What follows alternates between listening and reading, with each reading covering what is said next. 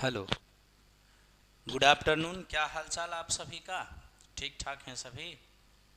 तैयार हैं आप सभी? तो स्पेशल रेलवे ये ज्योमेट्री की क्लास, जो 2 क्लास मैंने कराया, ये तीसरी क्लास है। ये ज्योमेट्री का जो सीरीज है, इसमें मैं सिर्फ उसी पॉइंट पर डिस्कस कर रहा हूँ जिस पॉइंट से आपके रेलवे के एग्जामिनेशन में क्वेश्चन आते हैं। ठीक है, अभी तक आए भी हैं और भविष्य के एग्जामिनेशन में भी इतने से बात से ही क्वेश्चन आएगा। आपको इससे ज़्यादा कुछ भी नहीं पढ़ना है, एकदम थ्योरी के साथ मैं क्वेश्चन भी कराता जाऊंगा। कल की क्लास में हमने ट्रायंगल तक की बात बताया था, जिसमें डिफरेंट टाइप का सेंटर में आपको बताया, अलग अलग टाइप के कितने प्रकार के सेंटर होते हैं, कितने प्रकार के केंद्र होते हैं, समकोण त्रिभुज, न्यून कोण त्रिभुज और अधिक कोण त्रिभुज में वे तीनों कहाँ कहाँ होते हैं। उस पर आधारित प्रश्न आपके एग्जामिनेशन में आता रहा है और आगे भी उस पर आधारित प्रश्न आपके एग्जामिनेशन में आता रहेगा। एकदम आराम आराम से आप लोग साथ में चलिएगा, धरफराने की कोई आवश्यकता नहीं, क्योंकि मैंने पहले भी कहा था कि ज्योमेट्री एक ऐसा टॉपिक है जो बच्चे को ऐसे ही पाला नहीं पड़ता। लेकिन मेरा पूर्ण प्रयास रहेगा कि ज्योमेट्री के अंदर ऐसी जो आपके अंदर विडंबना है या ये जो खौफ ज्योमेट्री का है वो ना बैठे। ठीक है, मैं उसे बिल्कुल निकाल कर और आराम से परोस रहा हूं। आइए तो हम लोग चलते हैं, इसको स्टार्ट करते हैं। ठीक है, देखिए हमारे पास जो भी क्वेश्चन है, एकदम क्वेश्चन को देखते हुए ही बात करेंगे। क्वेश्चन है कि त्रिभुज एबीसी में ए 90 डिग्री है, ए डी बीसी पर लंब है, बिंदु डी बीसी पर अस्थिर है, बीसी बराबर 8, एसी बराबर 6, तो एबीसी का क्षेत्रफल और एडीसी एसीडी का क्षेत्रफल, मतलब ये समकोण त्रिभुज पर बात कर रहा है और समरूपता पर बात कर रहा है। तो सबसे पहले मैं आपको सिमिलरिटी और सिमिलरिटी के बाद कॉन्ग्रुएंसी समझाऊं। इससे पहले मैं कुछ आपको उस किसके बाद क्या चीज पढ़ना चाहिए ये भी हमको जरूर समझ में आना चाहिए। तो आइए सबसे पहले हम लोग आज जो पढ़ेंगे दोस्त, वो मिड पॉइंट थ्योरम पढ़ेंगे। ठीक है, मिड पॉइंट थ्योरम पढ़ेंगे और इस पर आने वाले एप्लीकेशन देखेंगे, फिर क्वेश्चन देखेंगे। ठीक है, तो हमारा आज का पहला टॉपिक क्या होगा? Mid point theorem. ठीक है, इस पर एग्जामिनेशन में सवाल आए हैं और आगे भी आते रहेंगे। ठीक है, हिंदी में अगर इसको मैं बोलूं तो मध्य बिंदु प्रमेय। ठीक है, मध्य बिंदु प्रमेय यह स्पेशल रेलवे की है, तो मैं इसमें रेलवे तक की ही बात करूंगा। एसएससी की तैयारी करने वाले बच्चे अगर इसको देख रहे होंगे तो प्री तक का उनका काम चल जाएगा, मेंस में काम नहीं चलेगा, मेंस में उन्हें और पढ़ना पड़ेगा। ठीक है, तो देखिए दोस्त, ये मिड पॉइंट थ्योरम, मध्य बिंदु प्रमेय, ये क्या चीज होता है पहले वो समझिए। देखिए आपके सामने एक त्रिभुज दे दिया जाएगा, ये ए बी और सी। ठीक है, ध्यान रखिएगा, किसी त्रिभुज में किन्हीं दो भुजा के मध्य बिंदु ए बी और ए सी, मान लीजिए ये ए बी का मध्य बिंदु डी है, ठीक है, और ए सी का मध्य बिंदु ये ई है। ओके, एकदम ध्यान से, मैंने भी क्या कहा, एक त्रिभुज लिया जिसमें ए बी का मिड पॉइंट डी लिया और ए सी का मिड पॉइंट ई लिया। अब मैं इसको मिला रहा हूं, मिला दिया। तो देखिए मिड पॉइंट थ्योरम यही कहती है कि किसी त्रिभुज में किन्हीं दो भुजा के मध्य बिंदु को मिलाने वाली रेखा तीसरी भुजा के समांतर है ना, और लंबाई में आधी होती है। अगर ये 2 यूनिट होगा तो ये 1 यूनिट होगा। ठीक है, एक बार और रिपीट कर देता हूं, किसी त्रिभुज में किन्हीं दो भुजा के मध्य बिंदु को मिलाने वाली रेखा तीसरी भुजा के समांतर और लंबाई में आधी होती है। ऐसा नहीं कि आप वही दोनों भुजा का मध्य बिंदु ले सकते हैं। मान लीजिए कि आपने अगर इसका मिड पॉइंट लिया है और इसका मिड पॉइंट लिया है, तो इसको भी मिलाइएगा ना, तो ये इसके क्या हो जाएगा, समांतर हो जाएगा और लंबाई में आधी हो जाएगा। अगर ये 2 है तो ये 1 हो जाएगा। ठीक है, सेम मेरे मित्र यही कहानी इधर भी हो सकता है। अगर आप इसका मिड पॉइंट लेते हैं और इसका मिड पॉइंट लेते हैं तो घबराइए नहीं, इसको भी मिलाने से क्या होगा, ये तीसरी भुजा के समांतर और लंबाई में आधी, अगर ये 2 हो गया तो ये 1 हो जाएगा। ये आपके पास first theorem midpoint theorem यही कहता है। ठीक है। आइए दोस्त, तो चलिए मिड पॉइंट थ्योरम आपके पास हो गया। अब मैं इस पर कुछ क्वेश्चन ले लेता हूं जिससे आपको समझ में आएगा। ओके, एक काम करो, इसको नीचे करके थोड़ा इसको छोटा कर देता हूं और इस पर एक सवाल देता हूं।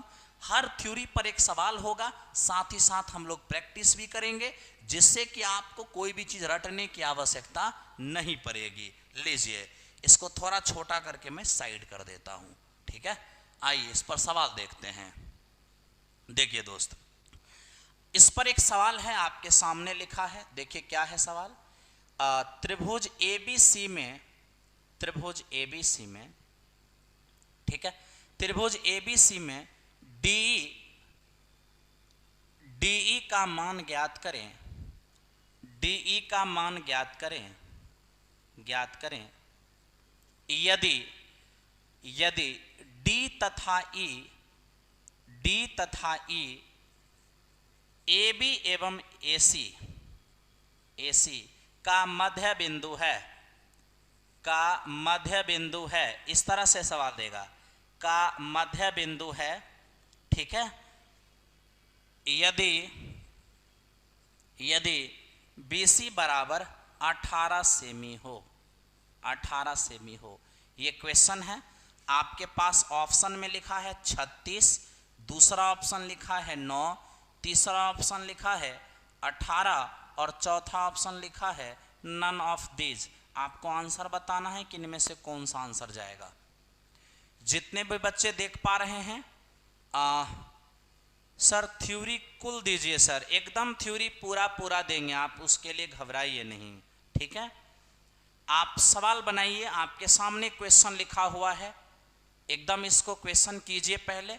अमरेश कुमार, राहुल, जितने भी लोग देख रहे हैं सारे बच्चे देखिए, एकदम आराम से बनाइए। क्या लिखा है, त्रिभुज ABC में DE का मान क्या होगा। D और E AB AC का मध्य बिंदु है, तो D AB का मध्य बिंदु है और E AC का मध्य बिंदु है। अगर BC बराबर 18 हो तो बताइए जरा सा DE का मान क्या होगा। मेरे मित्र तुरंत आप डायग्राम बनाइए ABC का। तो ABC आपके पास एक ट्रायंगल हो गया, जिसमें AB का मध्य बिंदु D है, AC का मध्य बिंदु E है। आप इनको मिलाइए, इसका ये मिड पॉइंट था, इसका भी ये मिड पॉइंट था, ठीक है। आपसे ये 18 सेमी दिया हुआ है। अभी भी आपने मिड पॉइंट थ्योरम पढ़ा था कि किसी त्रिभुज के अंदर किसी दो भुजा के मध्य बिंदु को मिलाने वाली रेखा क्या होगी, तीसरी भुजा के समांतर, तीसरी भुजा के समांतर और लंबाई में आधी। इसका मतलब ये कितना हो जाएगा, 9 सेमी। आपका आंसर कितना हो गया, 9 सेमी हो गया।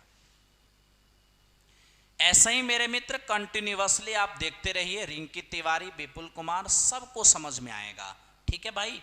आओ अब हम इस पर नेक्स्ट थ्योरी करते हैं, आपको मैं नेक्स्ट थ्योरी बताता हूं, ठीक है। देखो, मिड पॉइंट थ्योरम का ही एप्लीकेशन है, और कहिएगा कि ये एप्लीकेशन कहां इस्तेमाल होता है। मेरे मित्र मध्य बिंदु प्रमेय का थ्योरी समलंब चतुर्भुज पर, देखिएगा मध्य बिंदु प्रमेय का जो थ्योरी है मित्र मेरे, वो समलंब चतुर्भुज पर अप्लाई होकर काफी क्वेश्चन यहां से बनता है। दो टाइप का मुख्य रूप से, ट्रैपेजियम। अब देखिए ट्रैपेजियम से सवाल आपके एग्जामिनेशन में क्या क्या आता है। ये मध्य बिंदु प्रमेय का एप्लीकेशन है।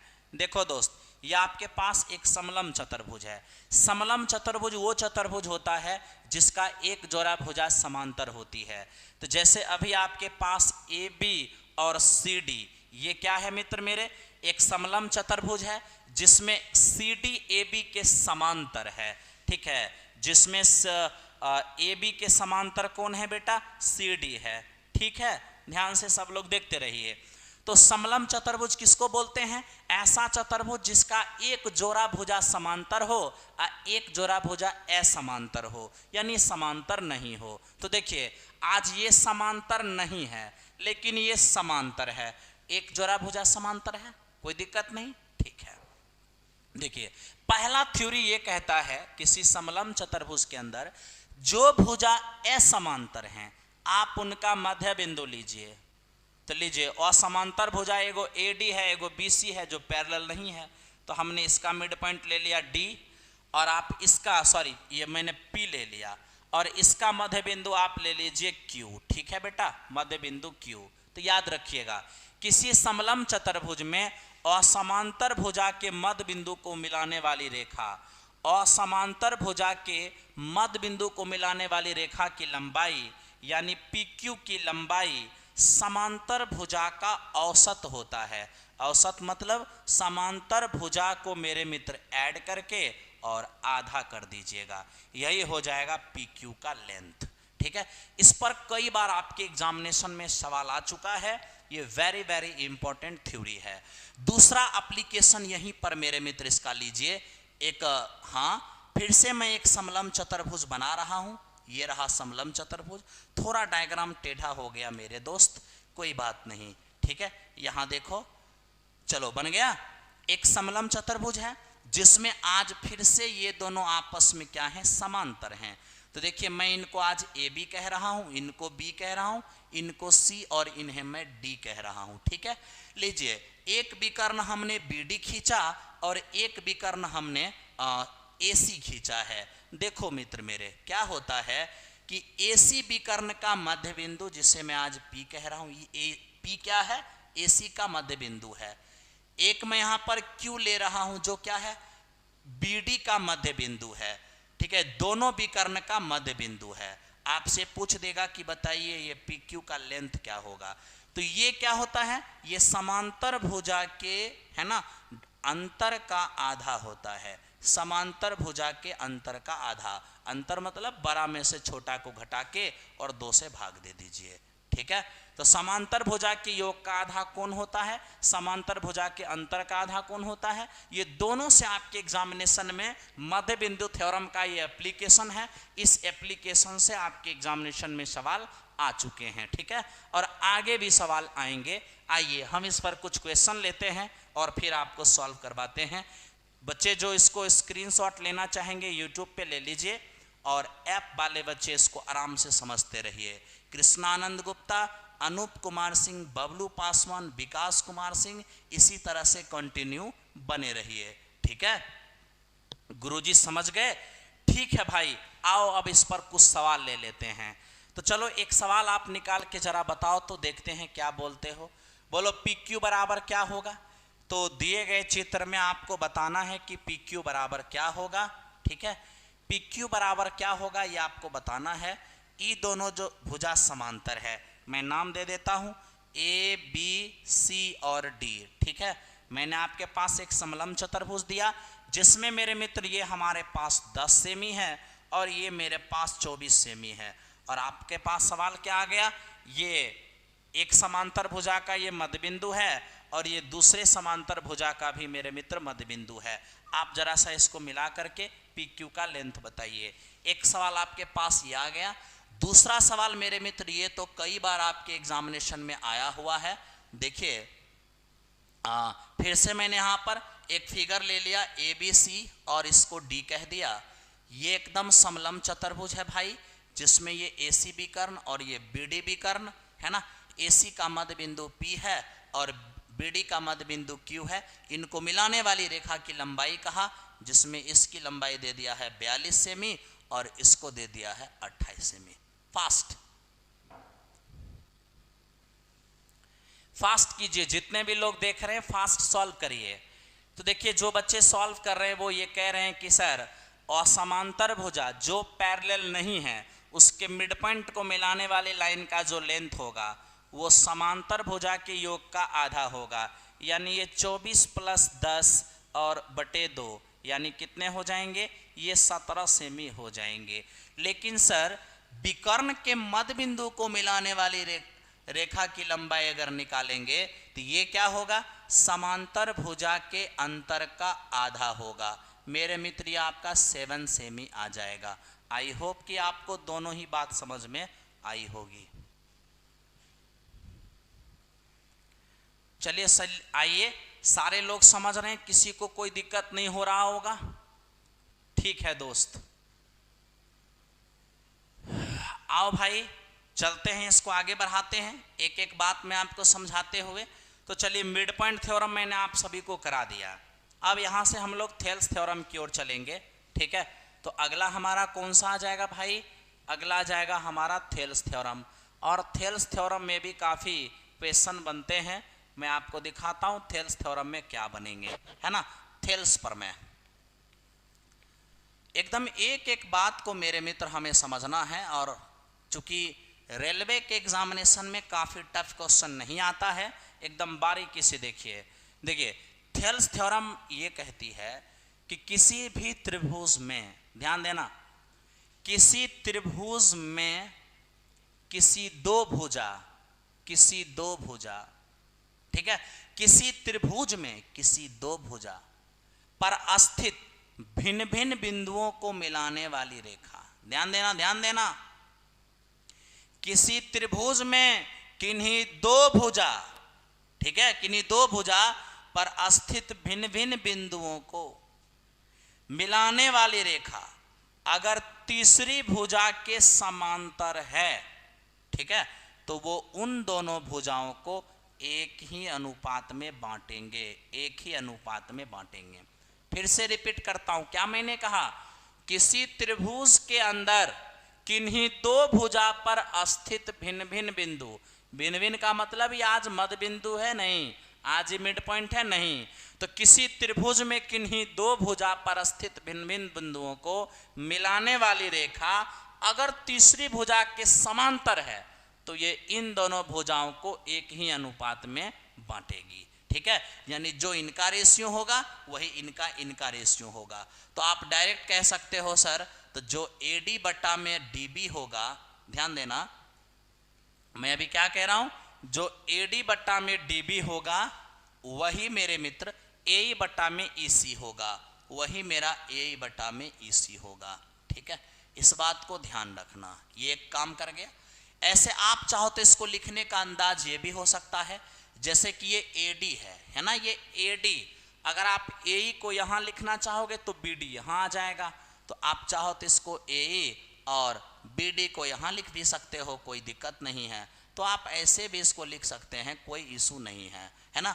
यानी आप ये कह सकते हैं कि जो इनका रेशियो होगा वही इनका रेशियो होगा, या जो इनका रेशियो होगा वही इनका रेशियो होगा। आपको जैसे बोलना है बोलिए, ठीक है। ऐसे इसको लिखने का एक और अंदाज है, आप चाहो तो इसको ऐसे भी लिख सकते हो, AD बट्टा AB, है ना। आप चाहिए तो AD और बट्टा AB भी लिख सकते हैं, उसी तरह से AE बट्टा AC भी लिख सकते हैं, है ना, AE और बट्टा AC भी लिख सकते हैं। तो मेरे मित्र ये भी अंदाज है इसको लिखने का। तो ये छोटे त्रिभुज का बटे पूरे त्रिभुज का, छोटे त्रिभुज का बटे पूरे त्रिभुज का, या AD बट्टा DB AE बट्टा EC, ये आपको अवश्य पता होगा, ठीक है।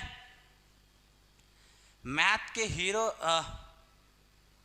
सर आप मैथ का हीरो हैं, अभी तक हम समझते थे कि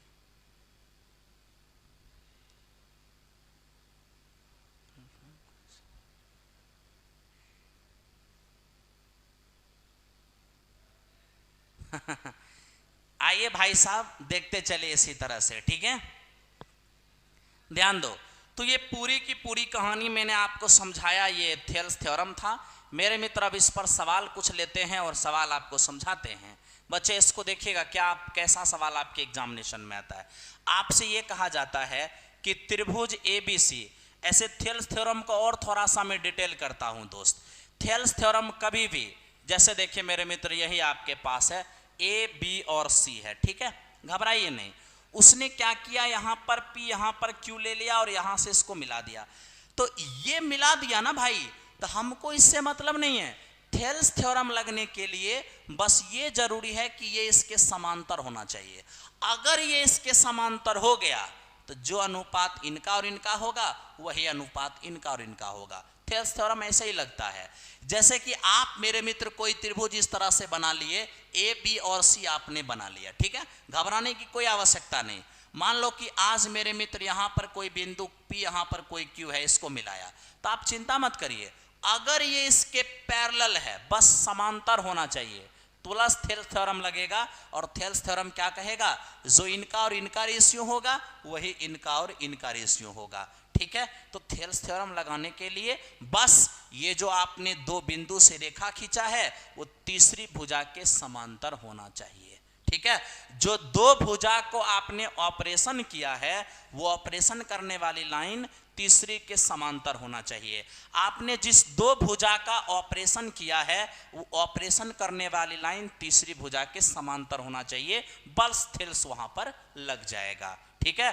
तो आज के बाद याद रखिएगा थेल्स के लिए बस इतना जरूरी है कि हम जो दो भुजा को ऑपरेशन करता हुआ चीरता हुआ एक लाइन जो खींचते हैं वो तीसरा के समांतर होना चाहिए, बस। अब क्वेश्चन में लिखता हूं, आप क्वेश्चन का जवाब देखिए कैसे दीजिएगा।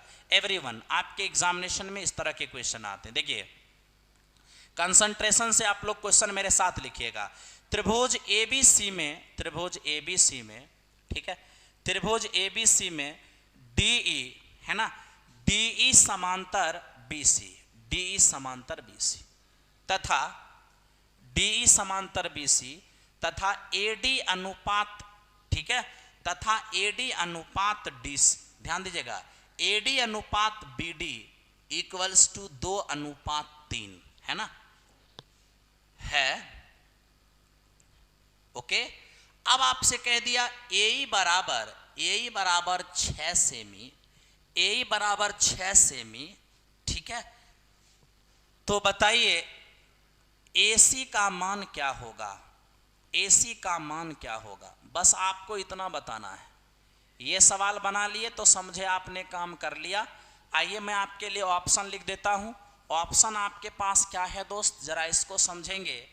ऑप्शन आपके पास पहला है 15 सेमी, दूसरा ऑप्शन मेरे मित्र है 9 सेमी, है ना, तीसरा ऑप्शन आपके पास 12 सेमी है और चौथा ऑप्शन मेरे मित्र आपके पास 18 सेमी है।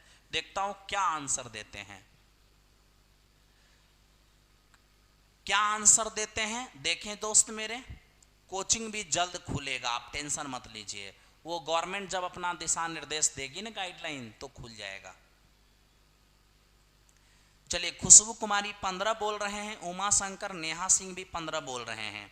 चलिए मैं सॉल्व करता हूं। देखिए दोस्तों, आपके सामने ये क्या है भाई, तो आप कहिएगा सर ये एक त्रिभुज अभी मेरे पास ABC दिया हुआ है क्वेश्चन में, ठीक है। साथ ही साथ DE समांतर BC, यानी BC के समांतर एक DE खींचा गया है। देखिए ये DE है, ठीक, जो मेरे मित्र ये BC के क्या है, समांतर है, ओके। उसके बाद AD अनुपात DB, देखो हम आगे पढ़ेंगे भी नहीं, जैसे ही मैंने किसी त्रिभुज में इसको इसके समांतर देख लिया उसी समय बाबा थेल्स वहां पर खड़े मिलेंगे। हाँ, जैसे ही तीसरी भुजा के समांतर हो गया बाबा थेल्स वहां पर एकदम खड़े मिलेंगे, एकदम बाबा थेल्स अप्लाई होने के लिए तैयार रहेंगे, ठीक है। तो अप्लाई होने के लिए तैयार रहेंगे। जब ये हमें 2:3 दिया हुआ है तो ये भी मेरा 2:3 हो जाएगा। जो इनका रेशियो होगा वही इनका रेशियो होगा। तो अब देखो दोस्त, ये जो ए है ये आपको दिया हुआ है 6 सेमी, तो क्या बोलिएगा सर 2 बराबर अगर 6 सेमी है तो 1 बराबर 3 सेमी, तो 3 बराबर हो जाएगा 9 सेमी, है ना। तो ये 6 ये 9, यानी पूरा AC कितना होगा, तो पूरा AC 15 सेमी हो जाएगा। टुडे आई एम लेट गुरुजी, कोई बात नहीं, लगातार ऐसे ही बने रहिए। तो आइए अरुणजय कुमार, आपका एडवांस बहुत बहुत, अरे भाई ये तो मैं इसमें एडवांस पढ़ा कहाँ, ये क्या बोलते हैं रेलवे में एडवांस का दम ही कहाँ है। जब ACC में आएंगे ना एडवांस में, तब वहाँ देखिएगा कि एडवांस होता क्या चीज़ है। लेकिन हमें जिस एग्जाम की तैयारी करना है बस उतना ही पढ़ना है, ठीक है। आओ भाई, अब इसमें मैं फिर से थोड़ा कुछ एप्लीकेशन आपको दिखाता हूँ कि ये क्या एप्लीकेशन दिखाएंगे मेरे मित्र। थेल्स थ्योरम का जबरदस्त एप्लीकेशन समलम चतुर्भुज में आता है। समलम चतुर्भुज में यहाँ से प्रश्न पूछे जाते हैं, ठीक है। समलम चतुर्भुज ट्रेपेजियम, जो भी उठाऊंगा एकदम बारीकी से आपको समझाऊंगा, एकदम धरफराने की कोई आवश्यकता नहीं। और मैंने कह दिया कि आपको कहीं जाने की आवश्यकता नहीं है, आप कंटिन्यू रहिए। रेलवे में जितना भी क्वेश्चन आएगा आप आराम से क्लासे कर पाएंगे, ठीक है। देखिए पहला एप्लीकेशन समलम चतुर्भुज में क्या आता है थेल्स थ्योरम से, वो देखिए। देखिए A, B, C और D यह एक समलंब है। समलंब होने के लिए एक जोड़ा भुजा समांतर होना चाहिए, एकदम हो गया, ठीक है। देखिए कहता है किसी समलंब चतुर्भुज में जो समांतर भुजा है उसके समांतर एक ऐसा समांतर रेखा खींचा जाए जो असमांतर रेखा को काटता हो। फिर सुनिए, किसी समलंब चतुर्भुज में समांतर भुजा के समांतर एक ऐसा रेखा खींचा जाए जो असमांतर भुजा को चीरता हुआ जाए। ठीक है, मान लीजिए P पर चीर रहा है और Q पर चीर रहा है। फिर सुनो, किसी समलंब चतुर्भुज में जो समांतर भुजा होता है ना, उसी के समांतर एक और लाइन खींच दीजिए, ऐसा लाइन जो दोनों असमांतर भुजा को चीरता हुआ जाए। तो याद रखिएगा, ये लाइन असमांतर भुजा को एक ही अनुपात में बांटता है, एकदम एक ही अनुपात में बांटता है। मतलब जो AP है ना, जो AP बट्टा PD होगा वही मेरे मित्र BQ बट्टा QC होगा, BQ बट्टा QC होगा। इस रिजल्ट से भी आपके एग्जामिनेशन में सवाल आए थे, ठीक है, इसलिए इस पर गौर फरमाइए। इसके बाद मेरे मित्र अगला रिजल्ट, एक और very very important Thales theorem से समलंब चतुर्भुज में रिजल्ट बनता है। वो देखिए क्या बनता है। ये A, B, C और D एक समलंब चतुर्भुज है जिसमें मेरे मित्र यहां से ये डायगोनल खींच लिया गया। भाई साहब थोड़ा सा डायग्राम को अपोजिट कर देता हूं। अपोजिट का मतलब डायग्राम ऐसा ही रहेगा, मैं इस वक्त नाम बदल देता हूं, ठीक है, आप टेंशन मत लेना। ओके, देखो मैंने यहां पर क्या कर दिया, ये A, B और ये लिख दिया C और ये लिख दिया D। ठीक है, आप एकदम कंफ्यूज मत होइएगा। देखिए तो एक यहां से डायगोनल खींच दीजिए, एक यहां से डायगोनल खींच दीजिए। ठीक, ये दोनों डायगोनल हमने क्या किया, खींच दिया। ठीक, ये दोनों डायगोनल एक दूसरे को कहां काट रही है, O पर। देखिए थेल्स थ्योरम यही कहता है कि किसी समलंब चतुर्भुज के डायगोनल एक दूसरे को एक ही अनुपात में बांटते हैं। मतलब क्या हुआ कि जो AO और OC का रेशियो होगा, ओके, जो AO और OC का रेशियो होगा वही BO और OD का रेशियो होगा। तो जो AO बट्टा OC वही BO बट्टा OD, या जो OC बट्टा OA वही OD बट्टा OB, जैसे भी लिखना चाहो। तो यहां पर मेरे मित्र हमारे पास जो OA बट्टा में OC होगा, OA बट्टा OC या AO बट्टा OC वही BO बट्टा OD। तो लिखिएगा वही मेरा BO बट्टा OD होगा। ये दोनों से मेरे मित्र आपके एग्जामिनेशन में सवाल आते हैं। ये दोनों रिजल्ट को आप देख लीजिए।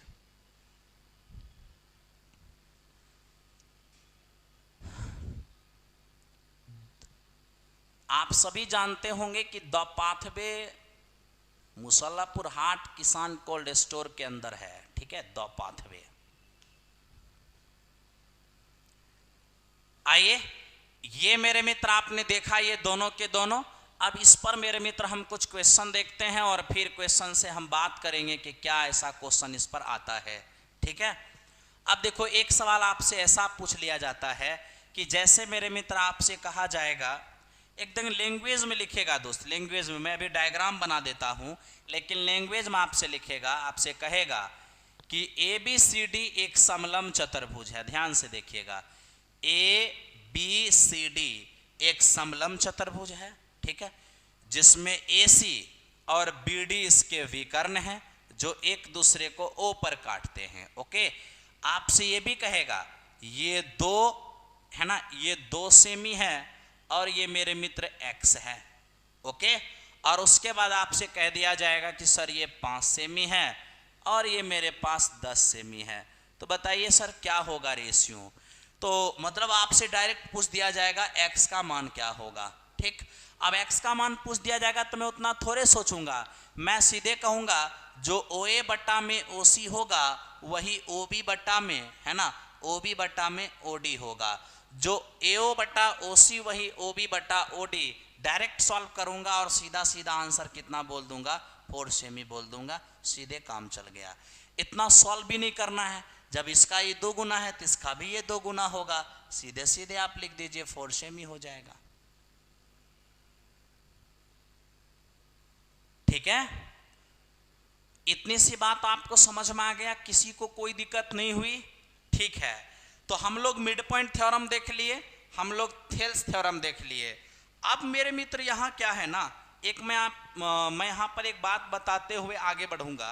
देखिए, आपने थेल्स थ्योरम में क्या देखा, ये जो आपने थेल्स थ्योरम अभी अभी देखा, कुछ बात को रिलेट करके पढ़िए, तब जाके आपको ज्यादा याद रहेगा। ठीक है, जैसे देखो थेल्स थ्योरम की क्या कहानी थी कि हमने क्या किया, किसी त्रिभुज में किसी दो भुजा को चीरता हुआ तीसरी भुजा के समांतर हमने एक रेखा खींचा, तो मेरे मित्र इसको ये एक ही अनुपात में बांट दिया, एक ही अनुपात में बांट दिया, तो बहुत खुशी मिली। लेकिन अब क्या होगा दोस्त, अब मान लो कि हमें ऐसा दे दिया गया कि ये D है और ये E है, ये बिल्कुल इसके समांतर है एकदम। जैसे ही किसी त्रिभुज के अंदर किसी दो भुजा को चीरता हुआ एक ऐसा रेखा जो तीसरी भुजा के समांतर हो, तो बाबा थेल्स तो वहीं खड़े मिलेंगे कि बाबा थेल्स लगने के लिए एकदम तत्पर हैं। लेकिन सवाल का मॉडल देख के दिमाग गर्म हो जाएगा कि ये कैसे। तो अब सवाल ऐसा होगा कि AD बट्टा अगर DB ये मेरे पास 2:3 है, ठीक है, ये अगर मेरे पास 2:3 है और इसको कह दिया है 8 सेमी और इसकी लंबाई अब आपसे पूछ दिया, अब बाबा थेल्स की औकात नहीं है। ठीक है, बाबा थेल्स की अब औकात नहीं है, बाबा थेल्स की औकात बस इतना तक था कि जो इसका और इसका रेशियो होगा वही इसका और इसका रेशियो होगा।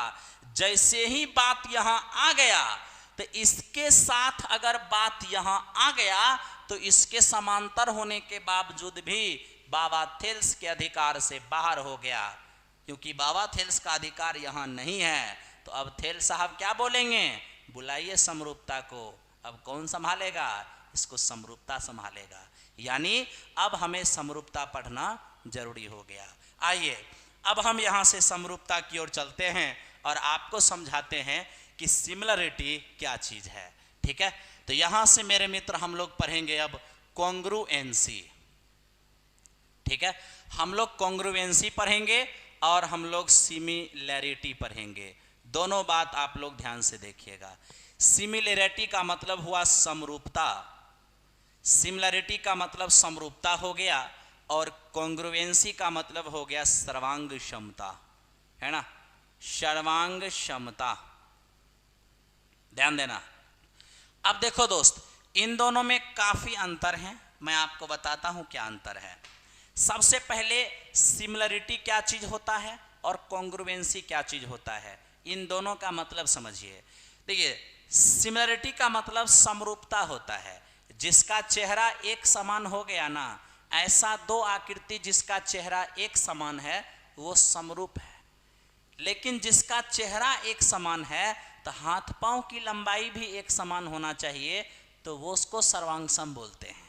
ठीक है, एकदम जरा सा भी किसी भी दृष्टिकोण से थोड़ा सा भी बड़ा छोटा नहीं होना चाहिए, एकदम सेम फिगर होना चाहिए, देखने में भी सेम और लंबाई चौड़ाई में भी सेम, वो सर्वांगसम फिगर है। लेकिन जो देखने में सिर्फ सेम हो उसको समरूप कहते हैं। ठीक है, अब देखिए कभी कभी क्या होता है, इसका सिंपल एक एग्जांपल बताता हूं दोस्त। मान लो कि दो ऐसा जुड़वा भाई आ गया, ठीक है, तब दो ऐसा जुड़वा भाई आ गया जो आपके सामने पर है, मैं आप उसको बड़ा अच्छे से देख रहे हैं। अब आपको समझे में नहीं आ रहा है कि ये उज्जवल है कि दीपक है। अब मेरे मित्र कौन उज्जवल है और कौन दीपक है आप नहीं समझ पा रहे हैं, तो आप क्या करिए, क्योंकि उसका चेहरा तो एक समान है, वो दोनों समरूप फिगर है, लेकिन आप कंफ्यूज हैं कि ये दोनों समरूप फिगर है कि दोनों सर्वांगसम फिगर है, तो कुछ ऐसा टोन कसिए कि दोनों कुछ ऐसा एक्टिविटी करे कि पता चल जाए। तो जैसे ही मैंने ऐसा कुछ टोन कसा, दोनों हंस दिया, देखा एगो का दांत टेढ़ा था एगो का दांत सीधा था, मतलब समझ में आ गया, दांत से दोनों में अंतर समझ में आ गया कि ये दूसरा आदमी है ये दूसरा आदमी है। तो मतलब क्या हुआ कि जिसमें कुछ भी खोट होगा वो समरूप होंगे, और जिसमें कोई खोट नहीं होगा एकदम वो एकदम ऐसा डायग्राम होगा जो एक दूसरे के ऊपर अगर रख दें तो इधर से देखें तो उधर वाला नजर नहीं आए, इधर से देखें तो इधर वाला नजर नहीं आए, इसको बोलते हैं सर्वांगसम फिगर। यूं कहिए कि एक फिगर को उठाकर दूसरे फिगर पर अगर रख दें तो उसको पूरी तरह से वो ओवरलैप कर दे, और फिर उसको पलट दें तो वो उधर वाले को ओवरलैप कर दे, उसको सर्वांगसम फिगर बोलते हैं। जैसे मेरे मित्र एग्जाम्पल से मैं आपको दिखाता हूं, यहां देखिए, दो ऐसा समबाहु त्रिभुज लेते हैं आपके सामने, एकदम समझिएगा इस बात को। मैंने दो ऐसा समबाहु त्रिभुज लिया है, तो बेटा समबाहु त्रिभुज लिया तो आप जानते हैं कि प्रत्येक कोण 60 डिग्री होंगे, हैं, साथ ही साथ प्रत्येक भुजा की लंबाई आपस में एक समान होगी। ये भी मेरे मित्र 60 डिग्री, प्रत्येक कोण 60 डिग्री होगा, अब प्रत्येक भुजा की लंबाई एक समान होगा। दो समबाहु त्रिभुज मैंने उधर भी लिया और दो समबाहु त्रिभुज बेटा मैंने इधर भी लिया, दो समबाहु त्रिभुज इधर भी लिया। तो यह अब समबाहु त्रिभुज है तो प्रत्येक कोण 60 डिग्री होंगे ही होंगे, है ना, प्रत्येक कोण 60 डिग्री होंगे ही होंगे। ओके भाई, लेकिन देखो यहाँ पर ये क्या है, 2 सेमी भुजा वाला है और ये 3 सेमी भुजा वाला है। एगो 2 सेमी भुजा वाला है और एगो मेरे मित्र 3 सेमी भुजा वाला है। लेकिन जरा यहाँ देखो, ये 2 सेमी भुजा वाला है और ये भी 2 सेमी भुजा वाला ही है। तो अब आप बताइए, इस सर्वांगसम हुआ कि नहीं? भुजा की लंबाई भी सेम, प्रत्येक कोण भी सेम। तो अगर आज मैं इस डायग्राम को उठाकर इस पर रख दूंगा तो पूरी तरह से ओवरलैप कर जाएगा। लेकिन यहाँ देखिए दोस्त, देखने में तो सेम ही लग रहा है कि तीनों भुजा इसका भी एक समान और तीनों भुजा इसका भी एक समान, तीनों कोण इसका भी एक समान, तीनों कोण इसका भी एक समान। लेकिन ये सर्वांगसम फिगर नहीं है। आज अगर आप इसको उठा के इस पर रखिएगा तो एकदम ओवरलैप नहीं करेगा। तो ओवरलैप नहीं करेगा, लेकिन होगा क्या, जरा उसको समझिएगा। देखिए, एक फिगर तो आपका ऐसे गुजर जाएगा, ऐसे गुजरेगा, और मेरे मित्र दूसरा फिगर जब आप खींचिएगा तो दूसरा फिगर एकदम इस तरह से गुजरेगा, ओवरलैप नहीं होगा। लेकिन दूसरा फिगर कैसे गुजरेगा वो देखिए, दूसरा फिगर कुछ इस तरह से गुजरेगा, कुछ इस तरह से गुजरता हुआ नजर आएगा, ठीक है। दूसरा फिगर कुछ इस तरह से आपको गुजरता हुआ नजर आएगा, है ना, ओवरलैप नहीं किया लेकिन ऐसे गुजरेगा। तो इस तरह से गुजरने का मतलब क्या हुआ कि दो सिमिलर फिगर में भी एक तरीका होता है। एक तरीका क्या होता है, तो जितना इधर का डिफरेंस उतना ही आपको इधर डिफरेंस नजर आएगा, उतना ही आपको इधर डिफरेंस नजर आएगा, उतना ही यहाँ डिफरेंस, उतना ही यहाँ डिफरेंस, उतना ही यहाँ डिफरेंस। मतलब क्या है ना भाई कि ये भले ही ओवरलैप नहीं करेगा लेकिन इनके बीच का जो गैप होगा उनका रेशियो एक जैसा रहता है, ठीक है। तो ओवरऑल ये क्या हो गया, सिमिलर डायग्राम हो गया और ये सर्वांगसम हो गया। तो यहां से भी एक प्रश्न बनते हैं, क्या दुनिया के हर समबाहु त्रिभुज सर्वांगसम होते हैं? तो सुनिए, दुनिया के दो सर्वांगसम, सुनना, क्या सभी समबाहु त्रिभुज सर्वांगसम होते हैं? नहीं, सभी समबाहु त्रिभुज समरूप होते हैं। सर्वांगसम तभी होंगे जब उनकी भुजा की लंबाई एक समान होगी। देखो भैया, समरूप तो ये भी है, समरूप ये भी है, देखने में एक जैसा ये भी लग रहा है, देखने में एक जैसा ये भी लग रहा है। तो सर्वांगसम जो भी डायग्राम है वो तो पहले ही समरूप है, क्योंकि हाथ पांव एक जैसा है कोई तभी देखने जाएगा जब चेहरा एक जैसा दिखेगा। तो चेहरा जैसे ही एक जैसा दिख गया समरूप तो कहला ही गया। लेकिन ये चेहरा एक जैसा दिखने के साथ साथ हाथ पांव की लंबाई भी एक समान हो गया, तो इसको बोलते हैं समरूप के साथ सर्वांगसम डायग्राम। इसको क्या बोलेंगे, केवल समरूप डायग्राम, ठीक है। तो दुनिया के सभी समबाहु त्रिभुज सर्वांगसम नहीं होते, सभी समबाहु त्रिभुज समरूप होते हैं, ठीक है। सभी समबाहु त्रिभुज समरूप होते हैं, वो सर्वांगसम तभी होगा जब उनकी भुजा की लंबाई आपस में एक समान होगी। एक तो मेरे मित्र ये हो गया, और दूसरा बात यहां पर मैं एक और एग्जाम्पल लेता हूं। ये तो समबाहु त्रिभुज की कहानी हो गई, ठीक है। अब थोड़ा सा मेरे मित्र आइए, देखिए मैं यहां पर दो सर्कल ले रहा हूं, दो मैंने सर्कल ले लिया। एक सर्कल ऐसा लिया जिसकी त्रिज्या 2 सेमी, एक सर्कल ऐसा लिया जिसकी त्रिज्या 3 सेमी। लेकिन इधर जरा सा देखिए, तो इधर देखिएगा मेरे मित्र, मैंने यहाँ पर दो सर्कल लिया, दो सर्कल, इसकी भी त्रिज्या लिया 3 सेमी वाला और इसकी भी त्रिज्या लिया 3 सेमी वाला। अब बताइए आपका क्या ख्याल है? कहिएगा सर फिर वही बात हो गया, देखने में एक जैसा लग रहा है तो समरूप तो ये भी है, और देखने में गोल ही लग रहा है समरूप ये भी है, तो समरूप ये भी है और समरूप ये भी है। लेकिन समरूप के साथ संग्राम सर्वांग कौन है? तो मेरे मित्र समरूप सिमिलर के साथ कॉन्ग्रुएंस ये डायग्राम है, क्योंकि यहां पर एक को उठाकर दूसरे पर रख देंगे तो ये उसको पूरी तरह से ओवरलैप कर जाएगा, लेकिन इसको जब इस पर रखेंगे तो ओवरलैप नहीं करेगा। तो यहां से भी एक प्रश्न बनता है, क्या सभी वृत्त आपस में सर्वांग होते हैं? नहीं, सभी वृत्त आपस में होते हैं। अगर हाँ भुजा की लंबाई त्रिज्या एक समान नहीं दिया है तो वो समरूप कहिएगा, त्रिज्या एक समान है तो समरूप के साथ साथ वो सर्वांग सम भी है ना। आई होप कि आप सभी लोग इस चीज को समझ पा रहे होंगे, किसी को कोई दिक्कत नहीं हो रहा होगा, ठीक है। इसके बाद मेरे मित्र थोड़ा सा और आगे बढ़िए, एक और आपके सामने मैं एग्जाम्पल लेता हूं, एग्जाम्पल नंबर नेक्स्ट। ये मेरे मित्र हमारे सामने वर्ग है, ठीक है। मैंने 2 वर्ग ले लिया, अब 2 वर्ग ले लिया इधर भी और 2 स्क्वायर में इधर भी ले लेता हूं। देखिए तो 2 वर्ग मैंने उधर भी लिया और 2 वर्ग मैंने इधर भी लिया। मेरे मित्र वर्ग है तो प्रत्येक को 90 डिग्री तो होंगे ही होंगे। अब प्रत्येक भुजा इसकी एक समान होगी, हर को 90 डिग्री होगा और प्रत्येक भुजा एक समान होगी। एवरी एंगल 90 डिग्री है ना, और ईच साइड एकदम इक्वल साइज का होगा। लेकिन देखो यहाँ क्या है, यहाँ मैंने एक वर्ग लिया है 3 सेमी भुजा वाला, एक वर्ग मैंने लिया है यहाँ पर 2 सेमी भुजा वाला, ठीक है। यहाँ पर भी मेरे मित्र मैंने एक लिया है 3 सेमी वाला और संजोग से यहाँ दूसरा भी मैंने लिया है 3 सेमी वाला ही। तो फिर क्या बोलिएगा कि सर अगर हमसे कोई ये पूछ दे कि क्या दुनिया के सभी वर्ग आपस में सर्वांग सम होते हैं, तो हम यही कहेंगे कि दुनिया का हर वर्ग आपस में सर्वांग सम नहीं होता। दुनिया के हर वर्ग आपस में सर्वांग सम तभी होंगे जब उनकी भुजा की लंबाई एक समान होगी, ठीक है। तो मेरे मित्र भुजा की लंबाई एक समान यहाँ है तो ये दोनों सर्वांग सम फिगर हैं, और यहाँ भुजा की लंबाई एक समान नहीं है, ये सिर्फ समरूप हैं। ये समरूप के साथ सर्वांग सम हैं, ये ओनली समरूप हैं। अब दोस्त मेरे आप क्या कहिएगा कि आपने सर अभी क्या समझाया? मैंने अभी आपको यह समझाया कि समरूप और सर्वांग सम में अंतर क्या होता है। अब आपको यह पढ़ना होगा कि समरूपता के लिए मुझे क्या चाहिए और सर्वांग समता के लिए मुझे क्या चाहिए, ठीक है। हमें किस चीज में पढ़ना है?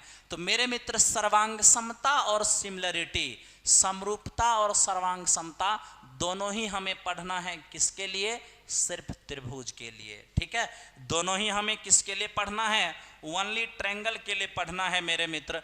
तो हम सिर्फ ट्रायंगल के लिए पढ़ेंगे, ओनली त्रिभुज के लिए, ठीक है। तो मैं देख रहा हूं कि आज की क्लास को मेरे मित्र हमें यहीं ब्रेक करना होगा। आज के बाद हम फिर आगे चलेंगे, तो ओनली त्रिभुज के लिए कल की क्लास में हम यहाँ से आगे बढ़ेंगे और कल की क्लास में मैं आपको समझाऊंगा, ओके। केवल ट्रायंगल के लिए हमें पढ़ना होगा समरूपता और सर्वांग समता, ठीक है। तो मैं आपको इसमें बता देता हूं केवल ट्रायंगल में 2 त्रिभुज सर्वांग सम कब होंगे। जैसे ये 2 त्रिभुज है ना दोस्त, 2 त्रिभुज, ओके। तो ये 2 त्रिभुज कब सर्वांग सम होंगे, जरा सा इसको याद रखिएगा। ये मान लीजिए पी क्यू और आर है, ठीक है। सर्वांग सम का मतलब हुआ कि संगत भुजा आपस में एक समान, असंगत कोण भी एक समान। अब संगत भुजा का ये भी मतलब नहीं होता है इसकी तीनों भुजा इसके तीनों भुजा के समान होना चाहिए, नहीं। इसकी प्रत्येक भुजा इसके क्रमशः प्रत्येक भुजा के एक समान हो। मतलब क्या हुआ? मतलब अगर ये 2 2 और 2 है, ये भी 2 2 और 2 है, तब तो इस सर्वांग सम है ना। लेकिन आप जरा ये भी देखिए, इधर ऐसा भी पॉसिबल हो सकता है कि ये 1 है, ये 2 है, ये 3 है, तो इसमें भी कोई 1 कोई 2 और कोई 3 होना चाहिए, ठीक है। इसको बोलते हैं एक त्रिभुज की तीनों भुजा तदन रूपी बने, दूसरे त्रिभुज के क्रमशः तीनों भुजा के समान हो, उसको हम बोलते हैं सर्वांग सम फिगर। तो यहाँ भुजा की लंबाई एक समान होगी और संगत कोण भी एक समान होगा। तो मेरे मित्र यहाँ पर से डिस्कस हम अगली क्लास में करेंगे। उम्मीद करता हूँ आप लोगों को समझ में आ रहा होगा ज्योमेट्री क्या चीज़ है। सेकेंड क्लास 2 घंटा क्लास कर दीजिए, चंदन कुमार यादव, शनिवार रविवार में 2 घंटे की क्लास जरूर हो जाएगी। ज्योमेट्री की पूरी फीलिंग मैं आपको दिलाऊंगा। Thank you very much.